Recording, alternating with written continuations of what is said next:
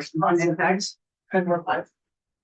Thank you, and good afternoon once again. This is the Senate Government Operations Committee meeting of Friday, January 23rd, 2026. We have one item left. Before we get to that, just for the committee's edification, Senator Vyhovsky sent me what was, I think, the recommendation from the summer GAC, Government Accountability Committee draft. And in order for this to proceed this year, we have to make this a committee bill ASAP. And we need to vote it out of this committee By by the next Friday, By the 29th. which is Thursday. So I will leave it up to Senator Vyhovsky, Behold. the silent H. No, the H is there. It's Oh, it is. Vyhovsky. Okay. Behold. Now I've derailed my own. I will leave it up to Senator Vyhovsky to come up with the draft so we can vote on it on Tuesday. All we're doing is saying we want this committee bill so we can It'll take come it back to and us and then you can regurgitate work it on it. and then Exactly. decide it. Is that fair? Yeah, Yes. that's totally fair. I want to be clear with everyone that I don't like everything in this bill, but for expediency's sake, I just recycled the bill from 2024 to send it to the floor, bring it back, and then do work on it. Right, which is what we're doing for all our committee bills. Yes. But, so I'm not, I mean, there's fun stuff there I like, but I just want to be clear with it. And we've already walked through the agenda for next week. The only addition we've made is depending on the availability. We have not yet been able to find time for Secretary Samuelson to join us, but her office has testified, I think it's Senate Health and Welfare, one of the other committees, and that they will be coming in either Tuesday or Wednesday or Thursday next week. Everything else is as we mentioned yesterday. So with that in mind, let's get to 276. And if we don't have any extended testimony, and it's a 2-page bill, maybe there will be a lot, maybe there won't. We will adjourn and you are all free to get home as quickly as you can to prepare for what appears to be a rare and old nor'easter coming up. Yes, thank goodness. What a great thing for our ski industry. Indeed. My dog is excited. Okay, so I will turn it over to Senator White to walk us through her reasoning for the bill. Yeah. Well, thank you, Chair Collmore. I think you actually heard a really clear and concise case for my motivation for this bill, which is there are specific communities where there seems to be a higher concentration of cannabis retail establishments, largely because they had a big move, right, as we started to legalize cannabis and we made it available to them, where their voters and potential retail establishments pushed for a vote. It happened. And those businesses are up and running. Where surrounding towns, for example, in Windsor County, there's multiple pockets where we have like Windsor, White River Junction, Woodstock have voted, but then surrounding communities have not taken up the vote. The reasoning I've heard has been it just hasn't floated back up to the main topic of the community conversation. And that there's concerns that, you know, if we made it a big deal, why bring another argument to the select board meetings? Why bring another argument to the voters?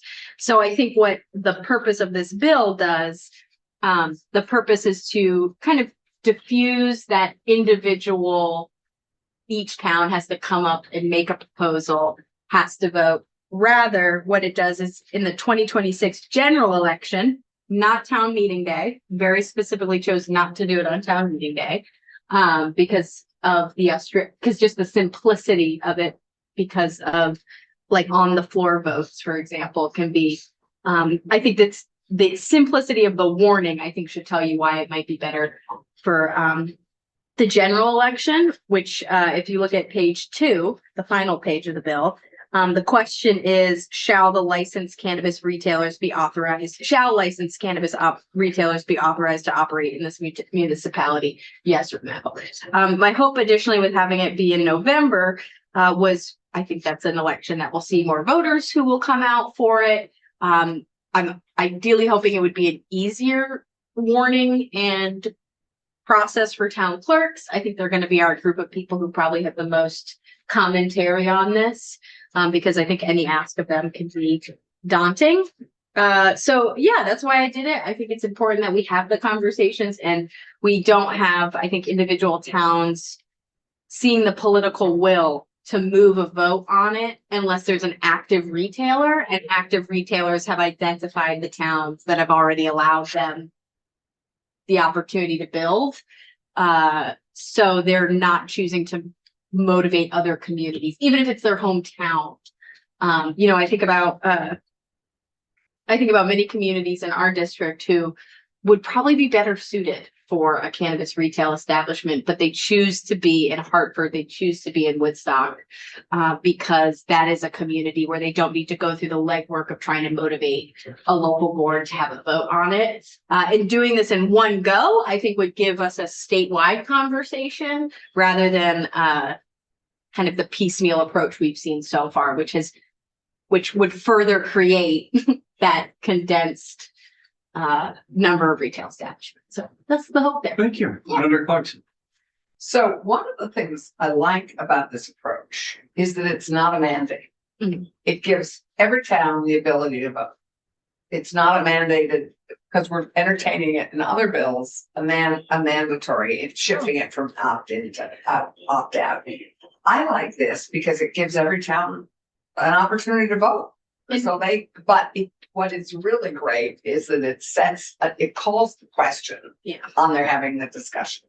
So for those of us who are not, or many people who are not so fond of opt-outs, because it is sort of a mandate, unless you take action otherwise.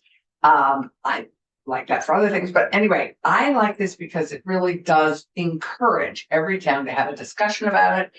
And it is not a mandatory opt-out. So that I think is fair. And Sharon, remember, Sharon had Yes, to vote. well, So that, Sharon is- yeah, and that's the other thing is there's communities where I think they haven't had the opportunity to have that discussion, in part because other towns that have gone on their own to have individual town votes have seen some of the chaotic conversations happening, and then they go, maybe we don't want to bring this up on town meeting. We're trying to get our wastewater treatment bond through. We don't also want to have a cannabis vote. So I think we've also seen some hesitancy from communities who wouldn't call the question, but probably should. Okay. Yeah, and it would only be for towns, the way I believe, is towns that have not already. So you wouldn't be, like, if you were We weren't Hartford. re-voting. Yes, exactly. So if you're Hartford, you've already voted. It's Robert not like voted. you're gonna reverse course. You're not being asked to have this on your ballot. So let me invite Tucker Anderson to join us and walk us through the bill. Again, just to Oh, remind sorry. committee members, questions for Tucker should be directed to the words on the page and not his opinion. If he even wanted to offer one, that's not his His function. opinions are just so fabulous. Just reminding us all. May I just, before we enter into this conversation, Sure. clarify, how many towns have opted in again? 81, I think he said. No, that's 802 liquor stores. James Pepper, Cannabis Control Board. I believe it's 78. Okay. Yeah. Welcome. Well, good afternoon, Tucker Anderson, Legislative Counsel, fully sanitized, opinionless, and ready to walk you through S 276, an act relating to requiring municipalities to hold a vote concerning the operation of cannabis establishments. You've already heard a wonderful synopsis of the bill and its functions. So what I'll do is highlight the words on the page, but also the who, the what, the where, the when, and the how. So starting with the who. That would be cities, towns, or incorporated villages. These are the municipal corporations that are covered by the bill. You will not have water districts voting on whether or not to authorize cannabis establishments within their district boundaries. Senator Vigilsky. Or fire departments. Well, I'm glad no water districts or fire departments.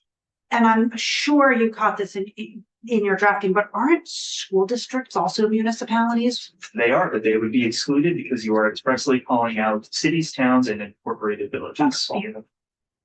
His, I knew that he was on it.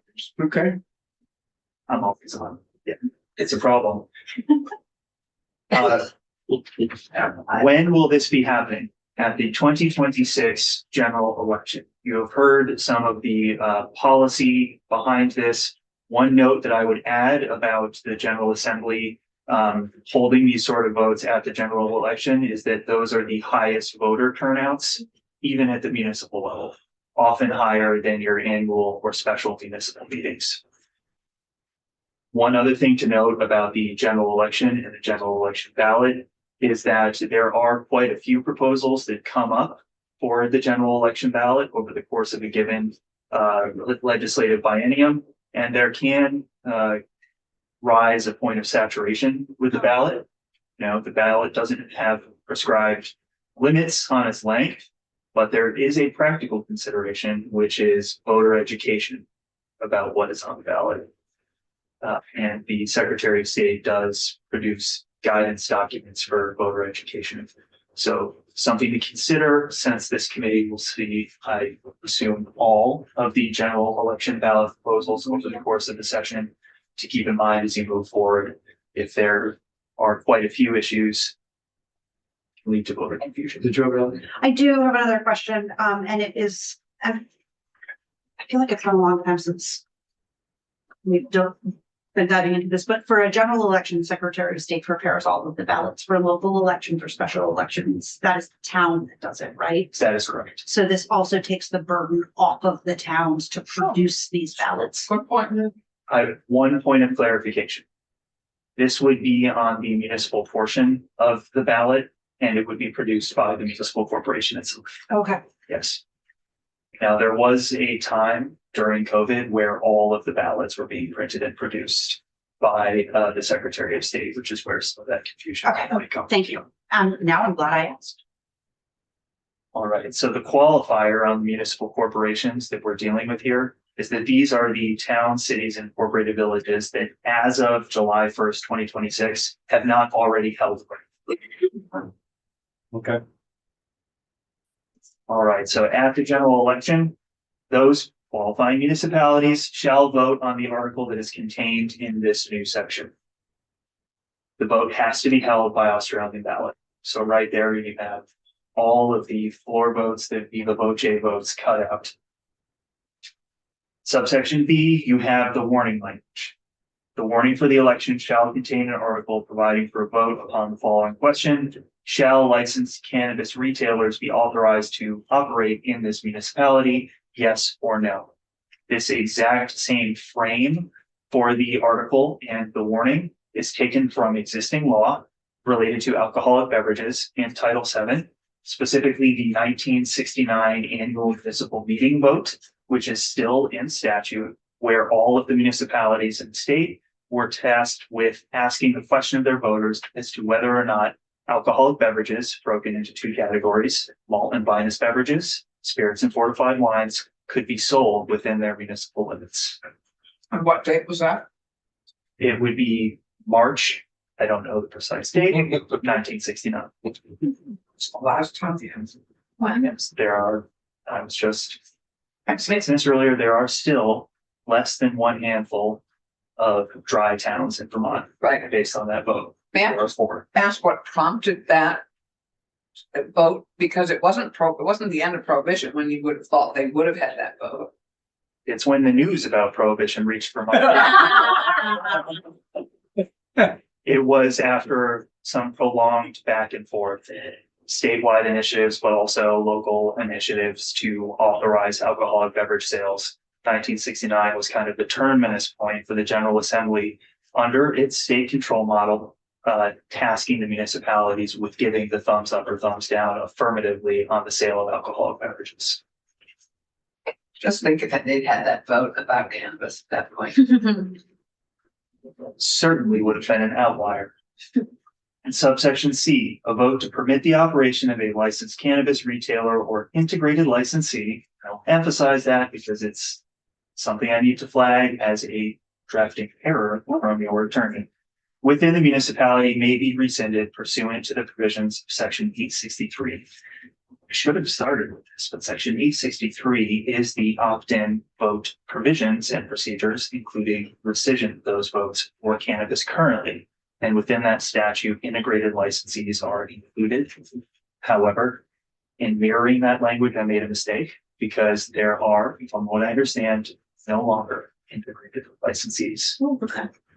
So it would just be taken that. Strike it. That's all. I have a couple questions, but I'll certainly yield to any of the other committee members too. One of the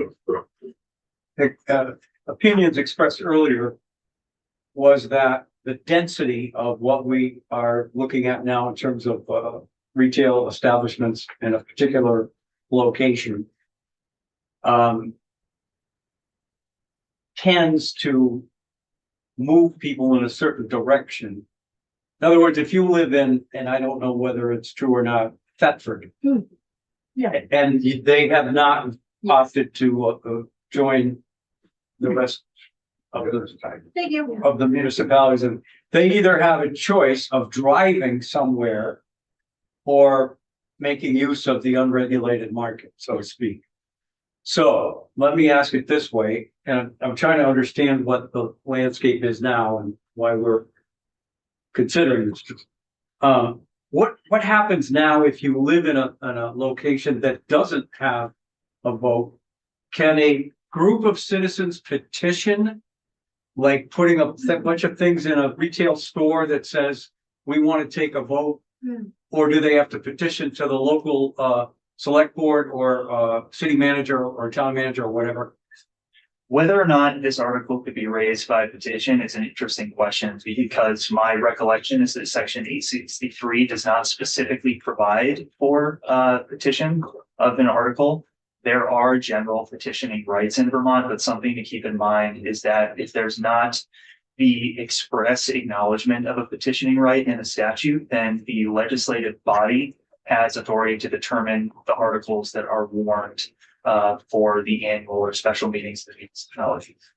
Having noted all that, it'd be appropriate for me to say, I'll look into it and give you a legal determination on what the scope of voter authority is to bring a petitioned initiative under section 863 for a townwide vote. Okay, again, just trying to kind of feel where we are.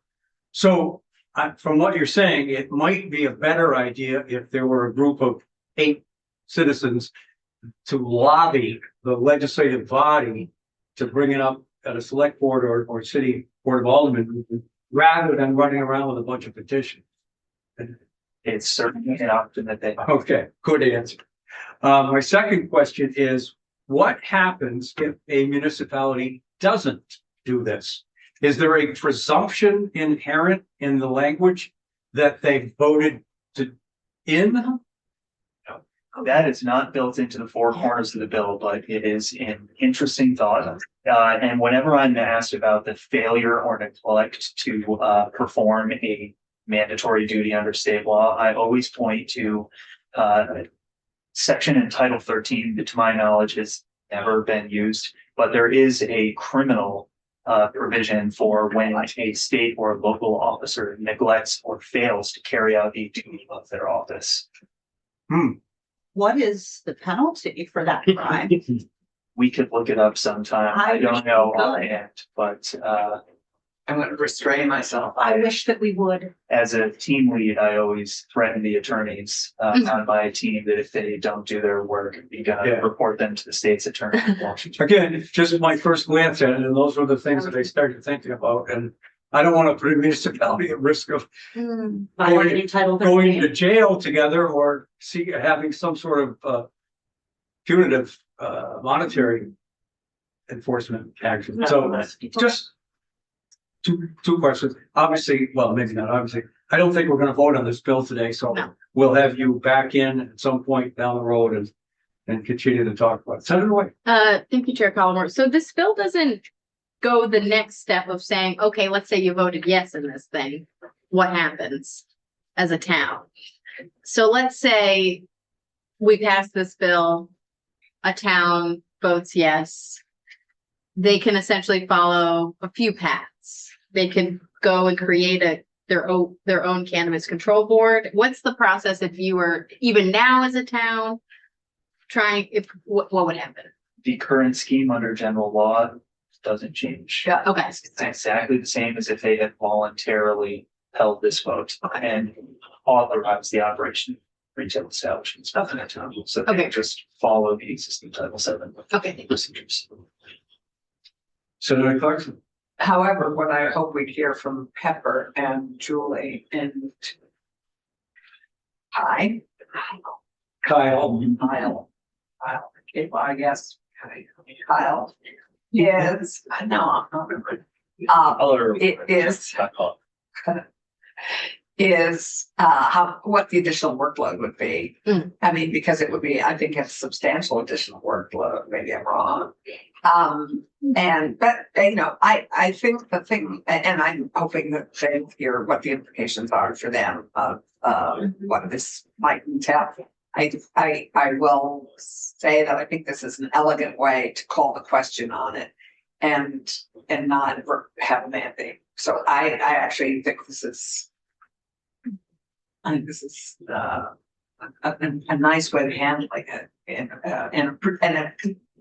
a proactive way of handling it. So certainly I would, unless Tucker, you have anything more?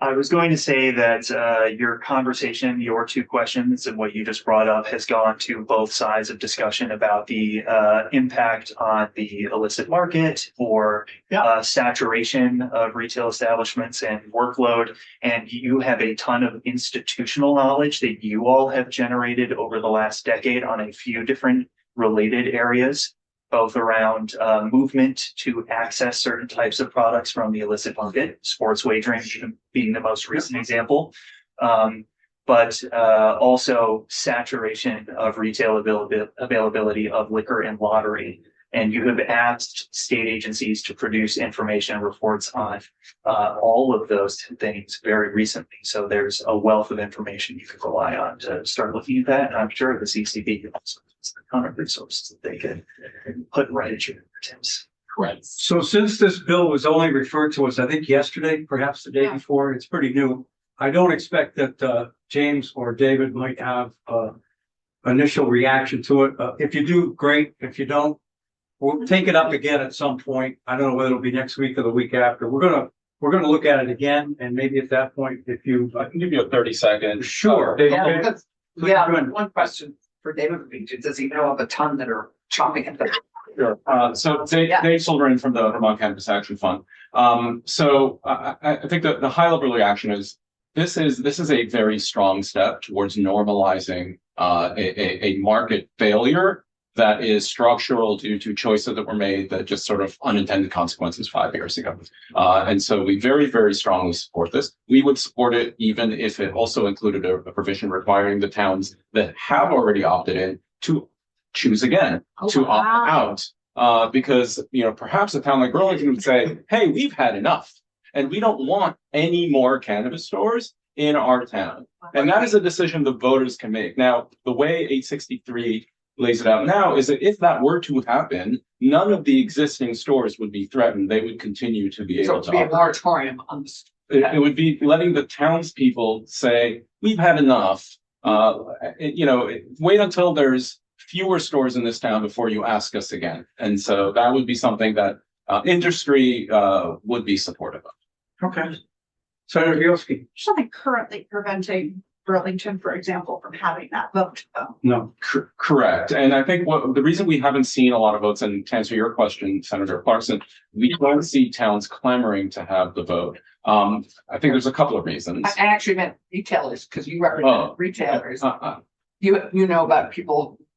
Sure. Are you aware of retailers in towns that have voted no or not voted at all, who are ready to get into this? There have been, so just to be clear, Vermont Cannabis Action Fund represents retailers, cultivators, and manufacturers, the whole industry, not just retailers. Just for the. No, I'm aware. I don't want to stand up here and say I represent retailers, right? That's not. But I think that there are many retailers in saturated towns that want to move. I think there are retailers who have been eyeing South Burlington and Williston in particular, because those are two very retail centric towns where people from all over go shopping, including people from Middlebury.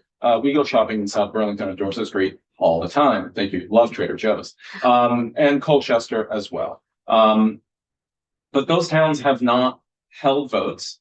for, I think, different reasons. I think the select boards are not self-motivated to do it. And it's very expensive to go out there and collect petitions in some of these larger towns, both in terms of time and money. You know, in Middlebury, I actually went out and collected signatures in Middlebury. I needed 300 or so, and that took me a day. And you know, so It's not to ask any candidate, it's not over. it's not right, 300, but what if you had to do 3,000? That's a lot. Delegate. Expensive, right? So it's time consuming and expensive. That is why people have not done it. Because also they, you know, if I as an individual business owner were to spend that time and money and get a town to opt in, I don't be opening up for everybody, not just for myself. And so people are a little hesitating to make that investment in an unsure environment. Again, and with our market shrinking, it's very hard for us to find the money to make these big investments. And so I think we have not seen any concrete action to get bigger towns to opt in. We have seen some smaller towns opt in more recently, like Sharon, 2 votes. There's a client of mine, interesting situation. Heinsberg had a failed vote last year, but we haven't seen a lot of action there. I think some select boards also, you know, some select boards have a tendency to not want things to change. Oh, I don't want to be controversial. Senator Morley. I agree with you on that, but there's nothing stopping them from voting. Yes. So if you don't like your select board member because he won't bring it up, same thing happens to us. We'll get voted out. And so this is forcing, I believe, a vote. Yeah, definitely. In that but it's not mandating an opt out. I understand it, but I can do. So it any of doesn't this. make the decision for you Anyone can do this now anyways. with a lot of effort. Well, no, the select board can put it on their warning and vote the warning, and then it's on the warning for a vote. Or they can petition, the voters can actually petition, I think, and get it put on the warning that way. That is true.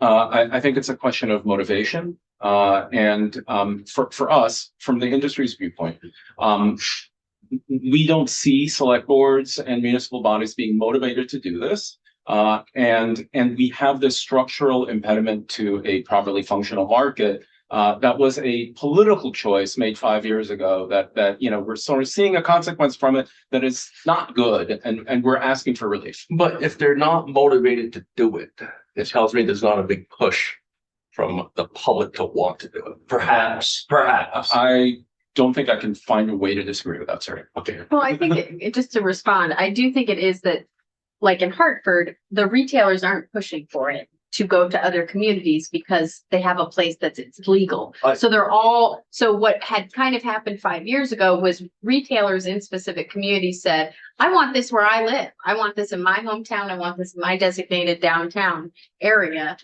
But now those areas are open. So someone who lives in a different town says, I don't want to go through this multi-year process potentially of getting a vote in Wethersfield, even though I live here, I grow here, all of that, because I can just open up a shop in Hartford. So then Hartford ends up with 4 cannabis establishments because Wethersfield, although the perfect ideal location for this retailer, that retailer has an easier venture to go to a town that already has it. So I think it's actually less of like the consumer push that actually motivated a lot of the votes, but more of we had specific retailers or business owners who said, I want to open up shop here. And that was the motivation, at least in our area. It was largely motivated. So. But Senator Bibbs. Senator Young. Yeah, I think in a perfect democracy, which I think it would be hard to argue we are, that absolutely would be true. But I mean, I think that, you know, if you don't like what your select board is or isn't doing, you vote them out. But we also know that our municipal elections sometimes have 1-2% of the voters turn out. You know, we know that incumbency comes with power and it's difficult often to unseat. So I think, and we force votes all the time. We say you're going to take a vote on all your electeds in the state house every 2 years, and you're going to take a vote on the presidential primary we force votes all the time. We're not forcing them to opt in. We're just saying, ask the people. Yeah. It's forced democracy. We got a constitutional minute. What's the market? Dave, Dave, do you want to weigh in at all, or? Thank you, Dave. Yeah. For the record, James Pepper to the Cannabis Control Board. To the resource question, I don't see how this really impacts our resources at the board. I think what we will, of course, see is whoever opts in, especially if it's South Burlington or Williston, there will be a rush of incumbent retailers to that place, and we need to work out exactly how we're going to apportion those fairly that doesn't create new retail density zones.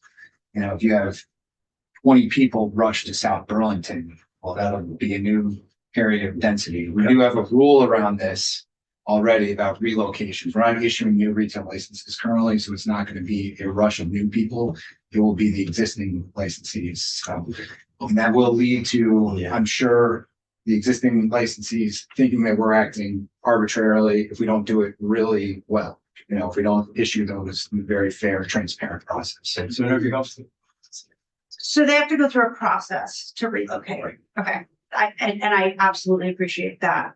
And that sort of helps because it's hard for me to understand how, unless everyone left Burlington and moved to South Burlington, that retail density, I mean, just science, right? Like if I have 1 liter of water and I throw a gram of salt into it, cool. But then if I have 10 liters of water, like it's going to dilute it because there's more for it to spread out of. So I imagine that maybe more of it, like it's going to dilute that density with a larger. I think the person in Sharon may say, I want to try out South Burlington. You know, you'll take places that are not dense right now. And because the market potential is so big in Williston, you know, then you might see people that are in non-dense areas currently rush to a. Okay. But again, we have a rule on this already. We're already seeing this happen. You know, we already see people wanting to move, even though it's already potentially saturated in Burlington, people want to move to Burlington. So we've already kind of laid out a process. It's just if it all happens at once, like we can deal with it when it's one at a time and do some analysis. But if we're 6 people at 12:01 a.m. right after this moment, all put in their request to change location to Williston, South Burlington, how do we deal with that? It's the lottery. You know, we just need to be prepared for that. It's not an additional resource to the board. It's something we need to figure out. Thank you, James. So, I have a quick question for Tucker. okay. Yeah, I see him. Thank you. Tucker, circling back to the people who opted in choosing to opt out under the current law in Burlington, per se, it's in my district, we've talked about it a lot today, decided we don't want more, we already have 11. The city council could call that question, correct? The question that would be called is whether to rescind the affirmative authorization for cannabis retailers in the municipality, not to create a moratorium on additional retailers. But the question, but if the city council, they unilaterally can put that on the ballot, they don't need to petition it, they don't need, like, they can just say, we're gonna have this vote. And if they have that vote to rescind the authority, the effect is that no new cannabis establishments can go in until they were to vote again to re-opt in. Yes. Thank you. Kyle? Yeah, Kyle Harris, yeah, Cannabis Control Board, just to supplement James Pepper's point and in fact Senator White's point. You know, I do know a lot of folks that live in one place and operate a retail establishment in another place. And so while I think a rush to South Burlington, Williston, Colchester certainly would be looming, I do think that we've seen relocation attempts already, and I think some folks would be willing to go, you know, relocate their business to a less popular part of the state and be closer to home and serve their actual community. So I think it's both ends of that spectrum. Thank you. Anything else, committee? If Thank you not, for hearing this. what's that? Thank you for taking this up. I really appreciate it. Sure. I try to be as open as possible. Parity in all introductions. Thank you, Mr. Chair. Of course. Hopefully everybody has a safe and warm weekend. regardless of where you're gonna be. The latest I heard from the National Weather Service, somewhere around 3 o'clock Sunday afternoon is when the snow will begin in earnest. And it'll probably go for 24 hours. So it may be a little bit dicey coming back up here Tuesday morning, but maybe it won't be. Because as we all know, the weatherman's still getting paid, whether it's 100% correct or only one. So anyway, But sadly, our AOT staff are being cut, so we don't have. Yeah. to carry All right. on the Rule road. 62. but thank you to the Cannabis Control Board, all 3 members. And to David, it was great to see you again. And obviously to Tucker. Yay. And thanks to Lynn for another great week. And Thank we you. will adjourn for the week and see all of you on Tuesday. Thank you. Kyle. I apologize. Don't, We're still, I know, I know. Her home state, which is cheaper. Thank you. Be- Right.